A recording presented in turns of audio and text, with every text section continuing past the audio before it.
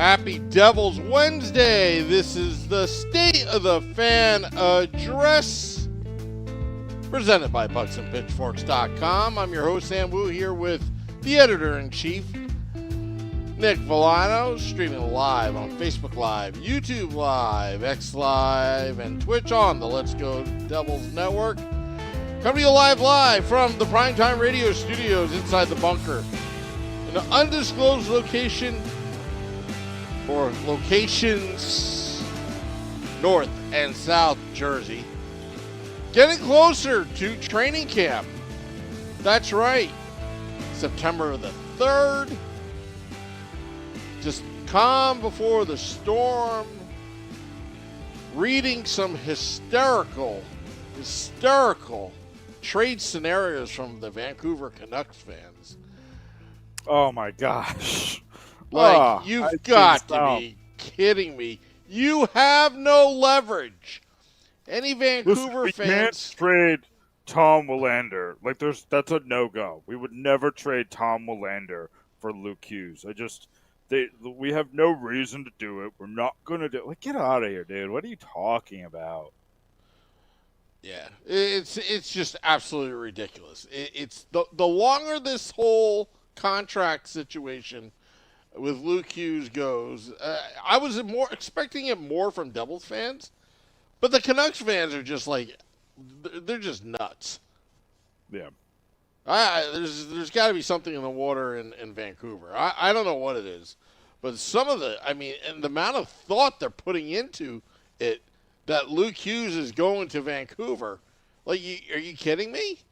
Why don't you worry about the Quinn Hughes for starters, because I don't think he's staying there after his contract's over.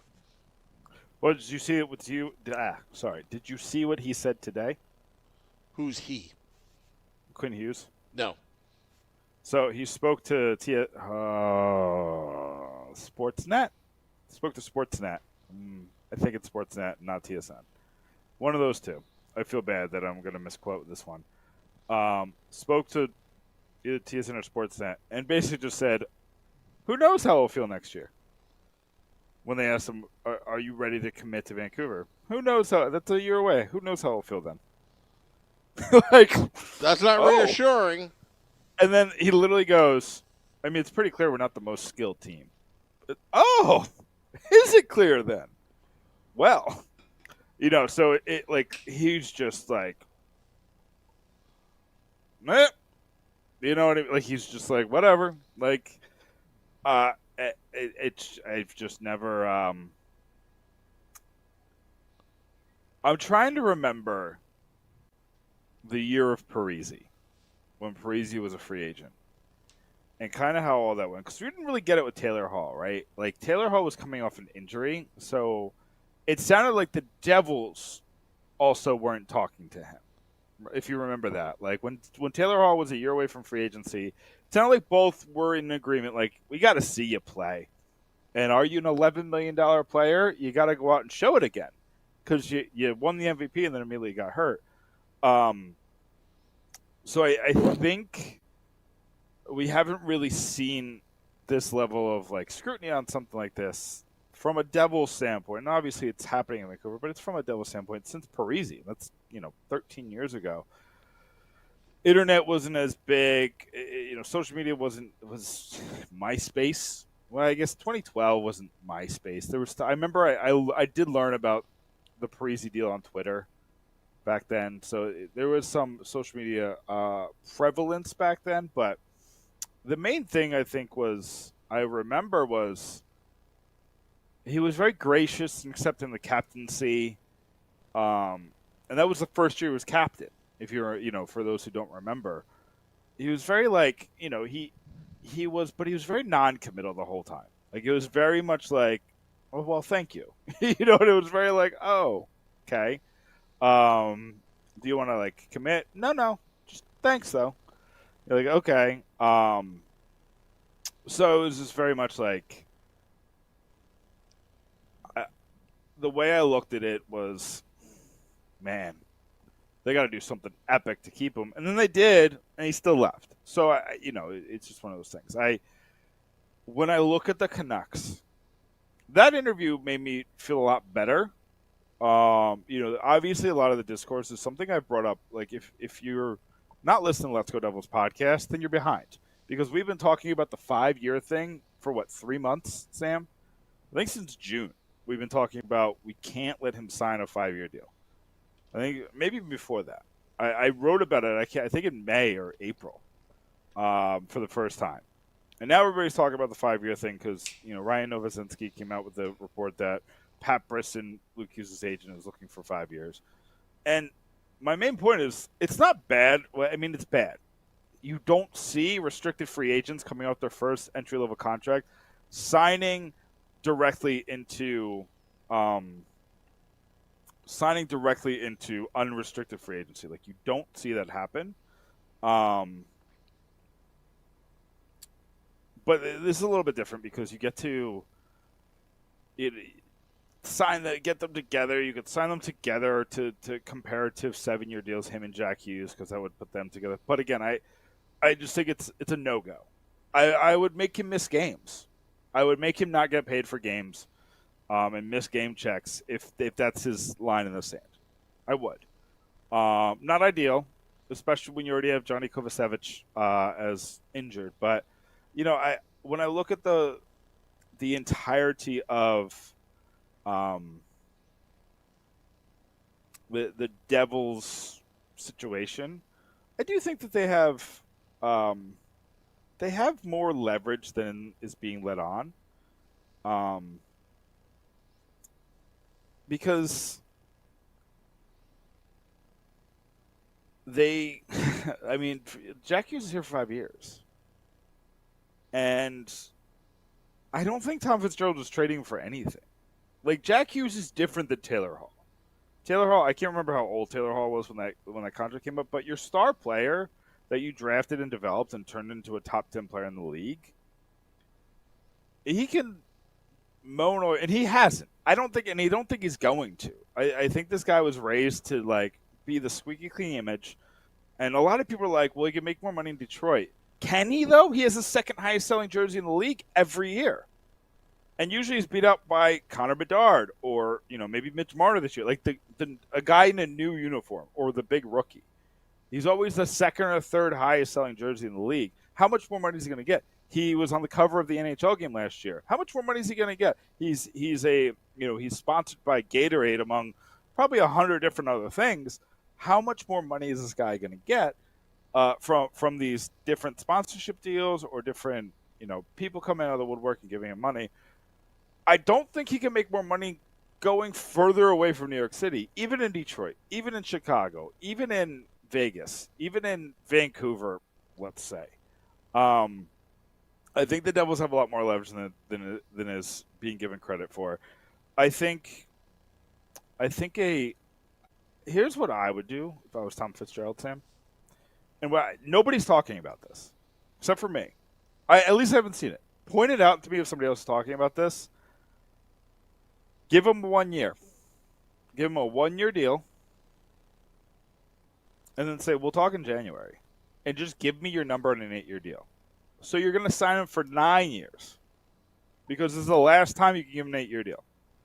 If your number is 11 on an 8-year deal, it's so much easier to make 11 work next year than it is to make 9 work this year. So much easier. Just infinitely easier. If your number is 9, that's like so much easier to deal with. But, and I'm talking about millions of dollars per year. Give Luke Hughes the chance to be like, all right, you scored 22 points in the last 22 games of last season. Show me that that's you. Show me that you're that person, and I'll give you the money. And you'll make your money. I think you can do it. But if you're coming here and saying, I want $10 million on a 5-year deal, no. Even if he said I want $7 million on a 5-year deal, no. I'll give him $7 million on a 3-year deal. That's unprecedented to give that much on a short-term deal for a guy who hasn't been, the best player in the league. He's shown flashes that he could be unique and special, but he hasn't been the best player in the league. He hasn't been one of those guys. So if I'm the Devils, I put my line in the sand and I say, prove it to me. Show me that's what you're going to do. I will give you an 8-year deal in January, which is when he'd be, like, if he signs a 1-year deal now, I confirmed that January 1st negotiations can restart on that 8-year deal. Per the new CBA, they can still sign that 8-year deal. And it would go into effect starting in 2026. It would be like one of the last 8-year deals that are ever given out in the history of the league. So that's that's what I'm doing if I'm talking about the show. Get him on the ice this year. Show me what you can do. Come back to me in January, and let's get this 8-year deal hammered out. But I'm not giving you 5. I don't want to give you 3. 3's fine. I'm fine with 3. I'm even fine with 4. 4's a little bit more sketchy, but you can really, like, structure it to where everybody's happy. 7, I guess, that's fine. 7's fine. And then 8 is ideal. I wish it was 8. But, yeah, where I'm at, Sam, is that's where I'm at. I think that's what I would like the Devils to do. I think that's what you would like to do, but I don't think Hughes would like to do that, whatever you just explained. Why wouldn't he want to prove himself? If he's not liking the number, and that's what I think. I think that they drew a line in the sand at 5, and Fitz drew a line in the sand at 8. And there was no budge until now. Because now it's like, okay, it's September. We really have to come to this negotiation with something else.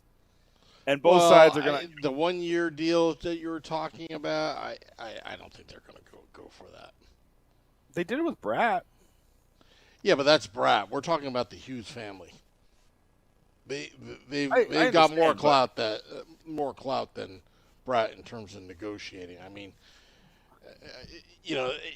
the Hughes, they can be tough. I mean, Quinn is playing hardball up in Vancouver right now. Jack getting that 8-year, seems like a miracle at this point. Luke, now you're having problems with Luke. I don't know what the one thing I want to know is what's the end game for the Hughes family? What's the end game? Do they want all 3 brothers to play on one team? Do they want to do it somewhere else? I think they want them to play on one American team or Toronto. Why? You have to remember, Jim Hughes used to work for Toronto.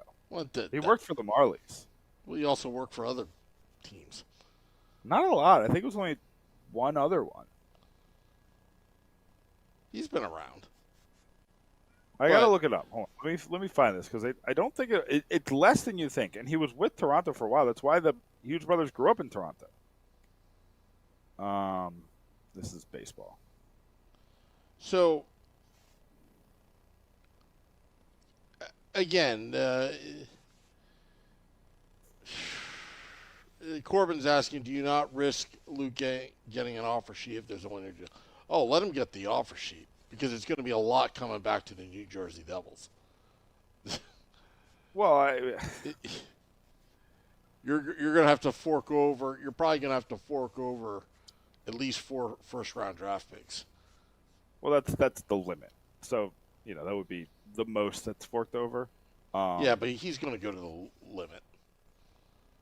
No, he's going to get a big enough deal. I think that the Devils wouldn't even think about letting him go unless it was a 4. Like we're talking about, like Vancouver coming in and giving him a, because you got to remember, like offer sheets, like they end at 5 years. Once you go above them, then they're still dividing it by 5.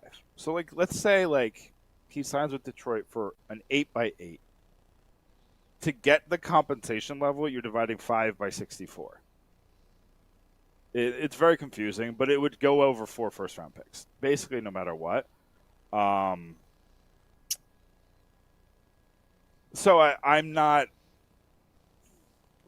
worried about an offer sheet, personally, because I don't think To me, it's a win-win. I To me, I it's think a Vancouver's total win-win. front office is getting cleaned out. I think Quinn Hughes is getting traded this year. I think they're just going to pay what it takes. I think a team is willing to go on the ride for 2 years, and they're going to have the ego to think that they could talk him into coming and staying, signing an extension. And he might. It's not out of the question. For very specific teams, like I think Vegas will be a team he signs with, wherever they're going to find the cap space after, apparently they're re-signing Jack Eichel soon. But for a very specific team, I think Quinn Hughes, I think the trade makes sense. But again, you also have to see. I think I'm trying to put this into words. I'm just not as worried as everybody else is about this. I put out the panic guide, guys. Read the panic guide. There's no panic until September 11th. None. Zero panic. There's no panic. Because they lose nothing if he's not in the building before that. Nothing. Once we get to September 11th, if you want to have a little bit of panic, okay, that's fine. You can have a little bit of panic. I'm not panicking. I'll be honest with you. I've got Hughes fatigue already.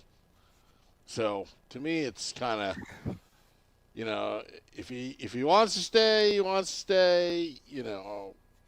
Either way, the Devils have all the leverage right now. Right. He's not going anywhere unless it's something so good in a blockbuster deal with another team. Right. He's not going anywhere. So there's nothing. Don't panic just to panic's sake. There's nothing there. But the 5-year thing again. Okay, well, the 2030 scenario. In my mind, are the Hughes? Both brothers. Are they Devils lifers? I don't know. Can you envision them both being with the New Jersey Devils for their entire career? Yeah, for sure. But I don't think it's 100%. I think it's much more likely that Nico is with the Devils for his entire career than Jack. People were talking about Nico Hischier holding out, and I was like, he's going to sign probably on July 1st. Yeah. The Devils are just going to be like, what do you want? And he's going to say something reasonable, 9.5. And even if he says 11, okay. 12? I think Nico is smart Sweating enough a little, but sure. to leave a little money on the table so they can build that team around him. Yeah. I don't think Nico's going to get paid. Believe me, he's going to get paid, but he's not going to be stupidly paid because he knows that with the salary cap, you got to keep the players around you. For sure. Yeah, and that's. I think that he does. Nico Hischier was on that NHL media tour of Europe to kind of promote the Winter Games. And you could kind of tell that he's just looking at I want to build around me. I think he saw he's always had somebody more famous on the team than him. Nico Hischier was the first overall pick, and you kind of expected him to be, at some point, the best player on the team. And you could argue that at times he might have been. But he's never been the most famous player on the team, right? That's never happened. I don't think he really cares, to be honest. But what? It's not something he's going to strive for. I agree with you. I don't think he cares. And I don't think it's anything he really it means anything to him. I don't think it means anything to him. But you got to remember, he came to the team and Taylor Hall was the most famous player. Taylor Hall got traded, but PK Subban was the most famous player. And then, once PK Subban retired, Jack Hughes was the most famous player. And Jack Hughes has been the most famous player. And that only exacerbated when they drafted Luke Hughes. But I think I think Nico Hirsch just likes being under the radar, likes being underestimated, likes being kind of a guy. I don't think you're going to hear about his negotiations. Like we're heard about Adrian Kemp-based negotiations, and he's asking for $10 million a year. Like that's not going to happen. I think that Nico Hischier is going to come in and say, "This is my number," and Tom Fitzgerald is going to be like, either that's reasonable, or he's going to be like, "Listen, here's what we're thinking," and go from there. But I think Nico Hischier wants to be here. I think he wants to wear a Devil's crest forever. I think he wants to win the Stanley Cup here. And I think that's where we're going to end up with this. I think we're going to just keep seeing Jack Hughes. I think the Jack Hughes saga is gonna stretch out a little bit just because he has a brother elsewhere. If the Devils trade for Quinn Hughes, then I think you stop hearing about it.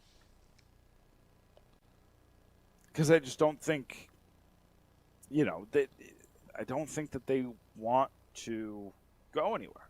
I will say, I wouldn't be floored if Luke Hughes signs for 8 and Quinn still comes here for just 3. Like, he just signs a 3-year extension, whether they trade for him or whether he comes here in free agency. And then him and Jack could kind of get together. And that I have less of a problem with. Because I still think you have some leverage having Luke here. You still could give them the most years. And now you're starting to buy years where, like, there's expected fall-off for them. So they have reasoning to sign a 7-year deal, right? Because what's Quinn going to be in 2030? He's, 25 now? So he's going to be 30 in 2030, I think. I'm not 100% sure, but let's just go with that being the case. Paying you into, like, when you come out at 36 is so much different than when you come out at 37. So, like, I just think that you're looking at this, like, there's still a lot of leverage to be had as a Devils fan. There's still so much positive coming out of this, just out of everything that's gone on, right? I think there's a lot to be happy about as a Devils fan, and I wouldn't be too worried, personally. Nick, we've got a question from Robert Isaacson. Isn't UFA based on years of service? It's generally speaking, yes, but you have to be age 27 and older as well. Yeah. Am I correct on that? There's a whole criteria. I don't think that's true. I think it's based on just years of service. I think there's a 26-year-old free agent this year. I'm saying generally I think speaking. 27. 27 could make you a UFA. Yeah. Yeah. There's yeah. Okay, I understand what you're saying now. Yeah, I mean, I'm totally with you. I think that when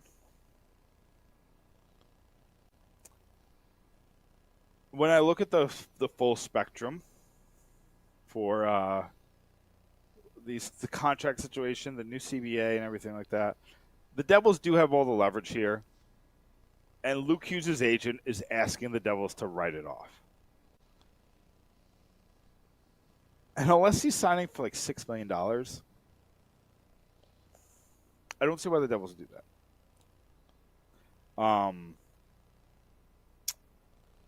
If I'm the Devils, I'm looking at this and I'm saying, I would want them to, how do I say this? First of all, I hope you all read my article that I wrote about how the Devils, without making any trades, can have $8 million in cap space. Everybody is looking at Puckpedia, and Puckpedia is a fantastic resource. But they will fill the rosters if they're not filled already. So the Devils can make $1 million in cap space appear by sending Curtis McDermott to the AHL. They're not keeping Curtis McDermott on the roster over making the Luke Hughes deal happen. So that's $1 million right there. They can make another $900,000 happen by sending the one who doesn't make the team between Seamus Casey and Simone Nemec down to the AHL, and you're going to be shorthanded for a little while. But they could also just put Johnny Kovacevic on LTIR because I think he's out for a while. So I really, the cap space thing, I don't think holds weight. The waiting for a trade thing makes absolutely zero sense. Like, no sense at all. Yeah. Here's my thing. I think I'm just not worried about it, Sam. I'm just not worried about it at all. After hearing what Quinn Hughes said today, I think they're all reserved to the fact that he's just not going to be in Vancouver. Where he goes next is still up in the air, I think, slightly. But I'm not remotely worried right now. I'll be worried on September 11th if the deal's not done. I'll be really worried if on September 17th the deal isn't done. I'm not worried at all. I think all this hysteria. I think it's going to get done. I think all this hysteria is because nobody has a clue what's going on. There's no news, generally speaking, during the off season, and people get antsy when there's no news, and then everybody starts daydreaming these trade scenarios that not going to happen, and again, whether they get a deal done or not, personally, I don't care. Luke Hughes is a great player. Don't get me wrong, but you've got some players in that system that could step up. This is their opportunity. It's again Tom Fitzgerald, and there's been a lot of criticism by Devils fans that Tom Fitzgerald has done a terrible job. He sucks at a GM. Like I read all this stuff, and I'm like, but he's got all the leverage here. He doesn't need to make a move here. He doesn't need to force something, to happen. And, the whole thing about Quinn Hughes coming to New Jersey and all that, and, that whole scenario, he doesn't even have to make that move either. He really doesn't. Yeah. In our fantasy world, it'd be great. They join up for marketing purposes. The Devils are going to make a lot of money with those brothers here. They're going to be a much better team. A real legitimate contender if Quinn Hughes comes to New Jersey. Yeah. But even then, Fitzgerald has options. So know where the leverage is. And you know what? For Luke Hughes, it's better he gets something done for his sake, because sometimes we see in the NFL all the time, if you start holding out, not saying that Luke will, if you start holding out, it's never good. And secondly, lost my train of thought here, but it's me personally, I think the Devils, they're always strategic with their timing when they make these announcements. It always happens. It's like, the way they announced Nico, the way they announced Jack, it's all strategic. So I take things with a grain of salt. That's just me. Which you should. Like, I'm excuse me. I think it's all take it with a grain of salt. We haven't heard from Luke. And Luke is out there. Luke went to the Michigan game. He went to the USA camp. He's all over Jack Hughes' social media. I don't think he's worried about it. And if he's not worried about it, I think people took that interview that Tom Fitzgerald did with RG. They took too much context out of it. Luke Hughes, because Tom Fitzgerald, I don't want to say this because I would love to have Tom Fitzgerald on this podcast one day, but he just doesn't do interviews the best because people ride on every word he says and take it out of context, especially print. Especially in this format that James Murphy did for RG. he gave him a couple leading questions, and Tom Fitzgerald just answered them. And he said something to the effect of, like, nobody wins in a holdout. Right, we're not there. We're not even close to there. James asked him a question about how long can this last or something to that effect. So he'll just answer that question. He's not saying that this is the situation. And maybe it is on his mind, but maybe it's not. There's so much context missing with those answers in that interview. And listen, I reported on the interview. You got to talk when the GM talks, or you got to write about it when the GM talks. But I just didn't take it like a lot of people so literally, or so worrisome. It just didn't come off that way to me. I think Tom, he's careful what he says, but I think he's pretty transparent. I think he's Absolutely. pretty, and I love that about him. But and he's got to get taken out of context sometimes by the fan base. Well, yeah. I mean, remember Lou? I mean, jeez, you couldn't get anything out of Lou. He was like Belichick. Right. Status quo. Yeah. Status quo. Yeah. I don't want to talk about that. We're on to New York. Yeah.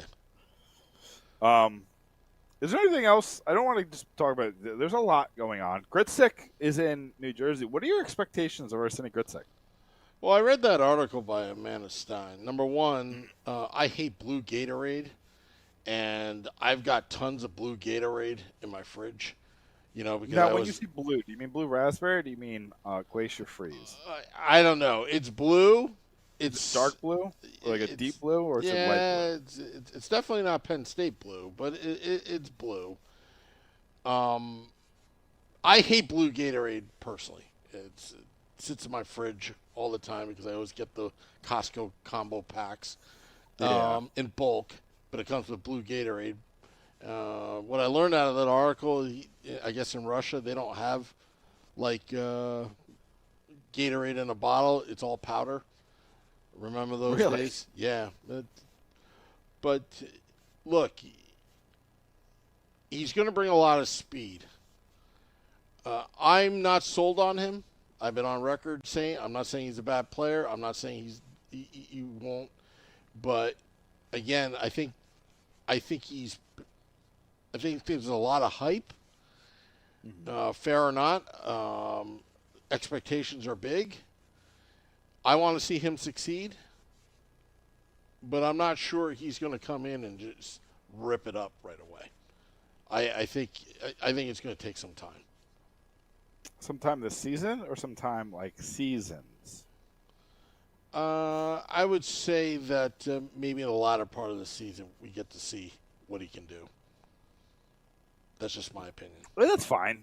I mean, there's that report, and we reported on it from it was a Russian outlet where he said that, he has a KHL out. So he said he would go to the AHL, but he's not spending the whole season in the AHL. So, and I get that. He makes less money in the AHL. He'd take a pay cut to go to the AHL over what he was making in the KHL. And we've talked about that. We talked about the importance of the AHL pay cut is to a lot of the development here and a lot of the angst. We talk about that a lot with the Simone Nemitz situation last year, where Nemitz, he basically took a 90% pay cut. I think he makes $90,000 in the AHL. So it was a very large, even if it's $200,000. It's a 60% pay cut or whatever it is. Gritzik would be facing the same thing. It's just the general ELC language, entry level contract language. I think I agree with you. I think it's going to come faster than you think. I don't think he's going to be a top-line player. I think he will play games with Jack Hughes this year. I think until the Devils trade for a top-6 winger, which I do think they're going to. I think the top-6 winger is coming here this year. Until that happens, though, I think you're going to see 6 different guys with Jack Hughes. I think you're going to see Gritzik with Hughes. I think you're going to see Dadonov with Hughes. I think you're going to see Palat with Hughes. I think you're going to see Mercer with Hughes. I think you're going to see Cotter with Hughes. And I think you're going to see maybe Meyer. I've hated that connection every time they've done it, but I think they try it. So I think you're going to see a lot of different guys with Hughes this year. I don't think they could try Brown. I don't think they will, though. I think that they'll avoid that. I think Connor Brown's like a bottom 6 guy. We'll kind of want to keep him there. And I think Cotter is too, but I think they're going to try it because Cotter's fast. He's just kind of in the wrong place at the wrong time way too often. But if he fixes that part of his game, like that's just tape and coaching. So if he fixes that part of the game, I do think he can, be like how Kunitz was with Crosby, where Jack Hughes lifts his game so much to make him a 20-goal scorer. But I think Ritzik's going to get some time with him, but I think for the most part he's going to be on the third line with Cody Glass and Dadonov. I think having Dadonov there to help with the language barrier, with the language gap, I think will be immense.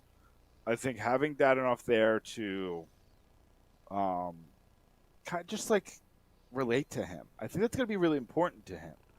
I think like transitioning to New Jersey is going to take some time, but I think that if he's really successful right off the bat, I think that'll be really good for him. But I agree with you. I think it's going to take some time. I think it's going to be the NHL all season. I think he's. I don't think they're going to, start him in the AHL, try him out there, see what he can do. I don't think that's going to happen. I think he's going to make it to the NHL right away. I will say this though, Sam. I am very excited because the Devils have some training camp battles. And they haven't had training camp battles in a long time.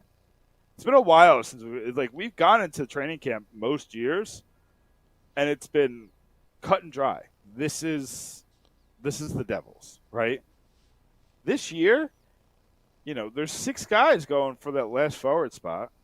There's Simone Nemitz and Seamus Casey are fighting for that last defenseman spot, and you can even argue for Topias Vian or a couple other guys, to take that spot that Kovacevic has left open.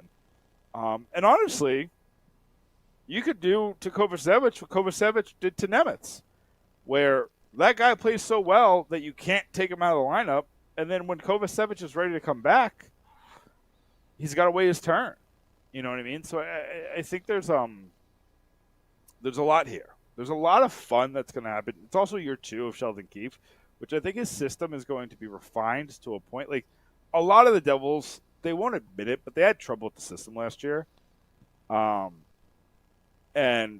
I think it muted their production. I think that that was the case for Luke Hughes. Luke Hughes did so well defensively for a while, but then he was just focusing on the wrong things. His positioning was a little off in the defensive zone, but he was so great at breaking up 2-on-1s, which were a problem with the system. You ideally just don't want them to happen. So I think that's going to be part of it. I think they're going to avoid them in the neutral zone or in the offensive zone to get the puck back. I think they're going to be better at takeaways. They weren't as good at takeaways as they have been in years past last year. I want to see what that looks like, though. I want to see Brad Shaw's defensive system. I'm really excited for him just because I think he's, no offense to McGill. I thought McGill did some good things. But I look at the difference between McGill and Shaw, and it's worlds. I truly think it's worlds of difference. So, there's a lot of good with this Devils team. And here's the thing, Sam. Every time we go into the offseason, or every time we go into the season, we we made all these moves, we won the offseason again. We definitely didn't win the offseason this year. And when we don't win the offseason, we usually have a pretty good season. So let's go have a pretty good season. All right. Sounds great. Sounds good to me. One quick thing. Oh, go ahead. No, I was just going to say that, it's my concern is with Gritsik is the Devils fans are like hyping him up to the point where it's like he's a savior coming in. This unknown 5th round pick. Look, if he does well, let me tell you, it will help. I mean, Look, he was in the 5th round. What, 2019? It was Ray Shearer's. Was it Ray Shearer's? Yeah. Yeah, it was Yeah. Ray Shearer's last Yeah. pick to make the NHL in his life. Yeah. Rest in peace, Ray Shearer. But yeah, this will be the last draft pick of Ray Shearer's life that's going to make the NHL. So, again, it would be great because great teams pick well in later rounds. If you remember, Detroit Red Wings, who they picked, Datsuk and what's the other guy? Zetterberg. You know. Yeah. Well, then Lidstrom was a late round pick. Yeah. Hasek was Buffalo, I don't even remember who drafted Hasek. But there was a bunch of guys that were like late round picks that just turned. But Datsuk is one of the best. Like he's one of the best late round picks to become a he's probably a Hall of Famer, right? Datsuk.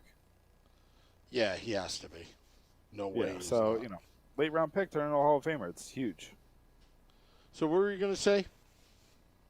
Oh, I just want to. We got to talk about the U.S. Hockey Hall of Fame, home of Stan Fisher, the one Hall of Fame that actually was a Hall of Maven, smartened up. Yeah. But I got to give a shout out. Scott Gomez and Zach Parise, both named to the U.S. Hockey Hall of Fame today. It's wonderful. Gomez should have been in a while ago because I feel like just like the pride of Anchorage, Alaska. Like I think maybe he didn't have as much success on the national stage or the international stage that I can remember. Yeah. Well, Parise obviously had the goal to tie Canada in the gold medal game as time was expiring. But again, they're both very deserving.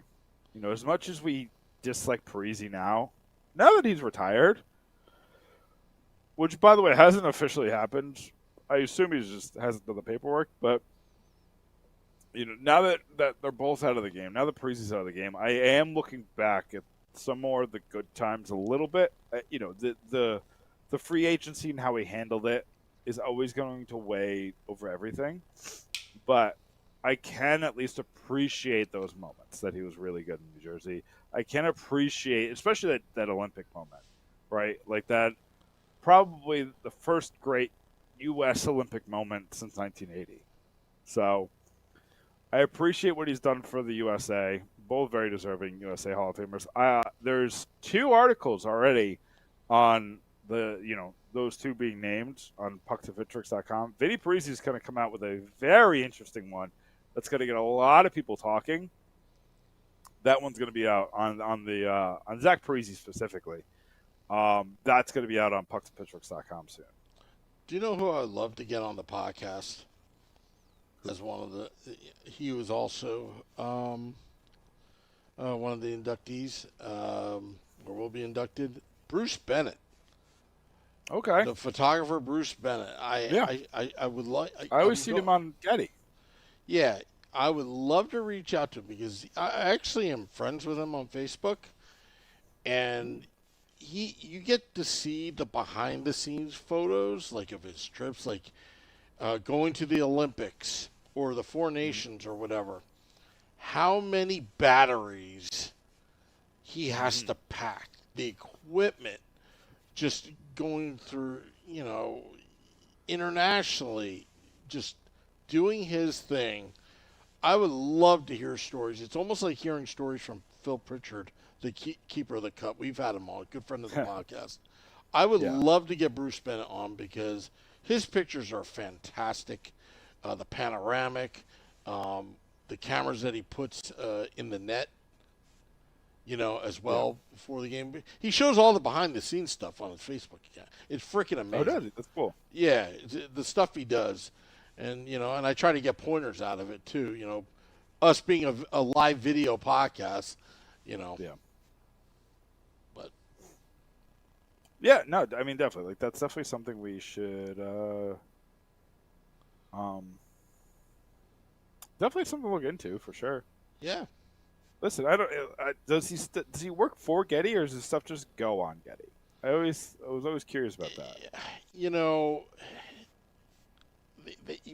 We can ask him. I'm just going to assume that he has Getty Images. I don't know if he's still with them. The Getty Images and the National Hockey League obviously have some kind of intellectual property deal. He's the photographer. He's the artist, the one with credit, and I'm sure he gets paid to do these photos. And then he probably, I would assume, has an equity stake in those photos with Getty and the NHL. I'm assuming. I'm just assuming. I don't know. I don't know how it works.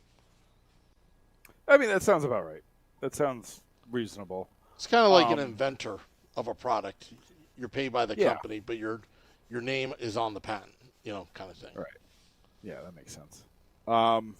Because intellectual property, as far as pictures go, is so protected, and it has been for decades, if not longer. Yeah. There are like ethical dilemmas with how much power you have if you've pressed click on the camera. It doesn't matter if you take it. Like, I could go and take a picture of your house, and I own that picture of your house. It's just like very interesting, the amount of leeway that photographers get, and that's probably in a company like Getty, they've been known to be litigious, and they for good reason, because people just steal your stuff in the social media days. But anyway,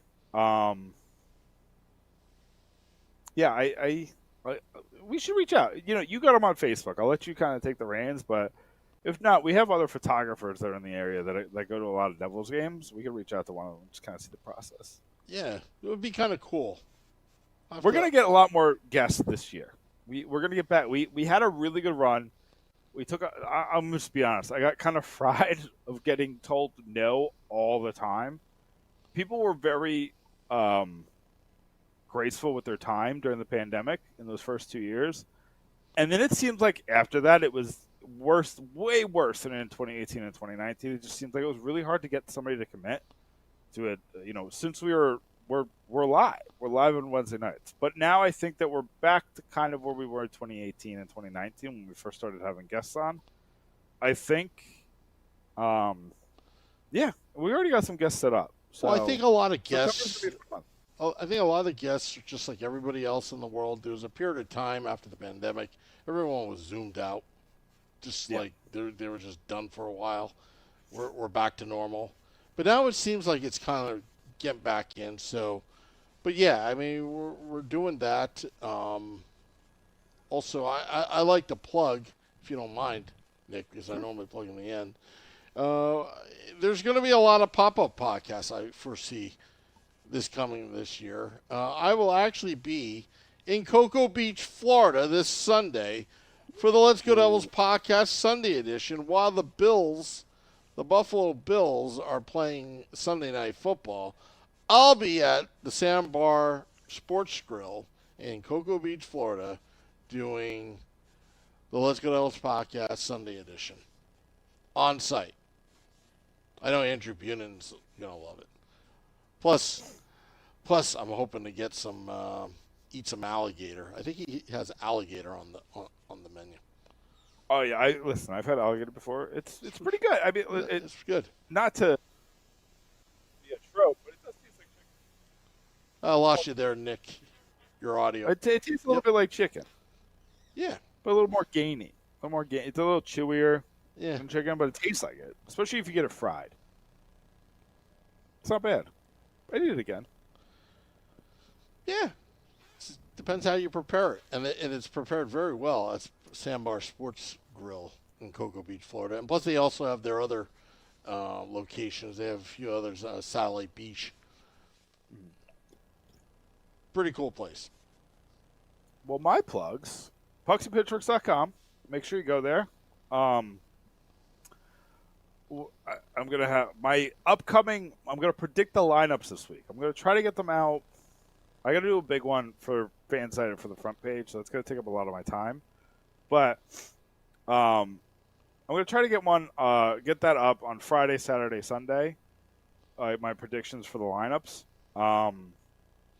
So take a look at that. I just want to kind of see what I think the lines are going to be, and then I'm going to do another one at the end of training camp to see what I think the lineups, the opening night lineups is going to be. We're